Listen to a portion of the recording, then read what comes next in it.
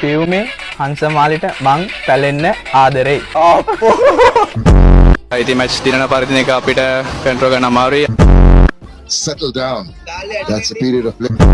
නායකත්වයේ හම්බුණා කියලා මම ලොකු ප්‍රෙෂර් එකක් දාගන්න නැහැ. ඉතින් නායකත්වයේ වර්ල්ඩ් කප් එකක් දරනවා කියන්නේ ප්‍රෙෂර් එකක් එන ඕන කෙනෙක්ට.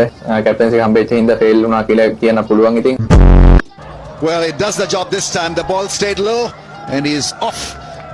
Back in favor. He's hit wicket actually.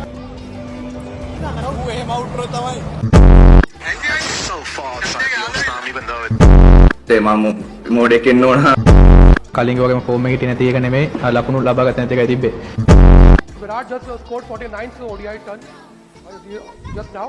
So you would like to congratulate him? Why I want to congratulations. Virat කොහ්ලි කියන්නේ ලෝකයක්ම දන්න හැමෝම දන්නවා එයා කොච්චර හොඳ ප්ලේ කෙනෙක්ද කියලා. ඉතින් ඒ වෙලාවේ මම ඒ කිව්වේ එයාට විශ් කරන දේකට කනගාටු වෙනවා.